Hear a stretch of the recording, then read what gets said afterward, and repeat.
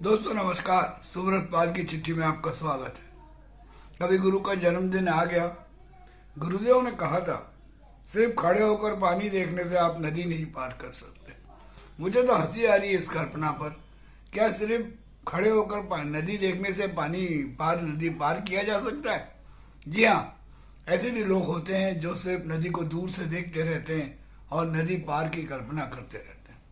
कितना सटीक कहा था ये सारी बातें आज के लिए भी लागू होती है। सबकी इच्छा होती है कि भ्रष्टाचार मुक्त एक सरकार हो, एक सरकार वो हो जो हमारे पूरे देश को उन्नति पे शिखर पर ले जाए।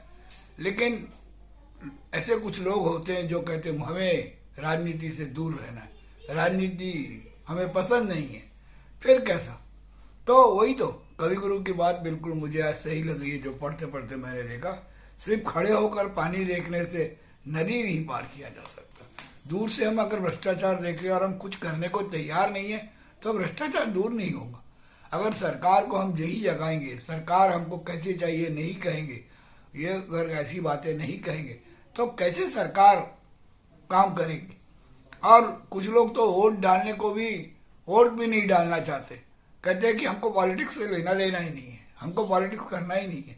पॉलिटिक्स इतनी बुरी चीज नहीं है दोस्तों। कवि गुरु ने जो कहा था वो आज भी साकार है कि दूर से खड़े खड़े नदी देखने से नदी पार नहीं होता, इसीलिए पानी में उतरना पड़ता है। नदी में उतरना पड़ता है। आप कोहनी पर पानी में या घुटने पर पानी में उतर गए और फिर डर के वापस आ गए और कहे बाबा ये नदी में उतरना हमारा काम नहीं है, हम कुछ करने को तैयार नहीं है, तो ऐसे में आपकी इच्छा पूरी नहीं होगी। आपकी इच्छा पूरी नहीं होगी, देश आगे बढ़ेगा न भ्रष्टाचार मुक्त होगा, या आप जो चाहते हैं वो नहीं होगा। मैं तो कहता हूं कवि गुरु ने कितने वर्षों पूर्व कहा था वो आज भी साकार है।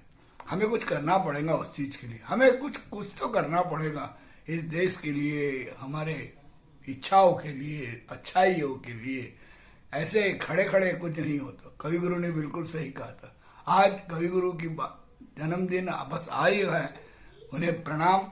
और उनकी जो थ्योरीज है मुझे तो बहुत अच्छी लगती है कि उन्होंने कहा कब था लेकिन वो लागू आज भी हो रहा है, आज यहीं तक। नमस्कार।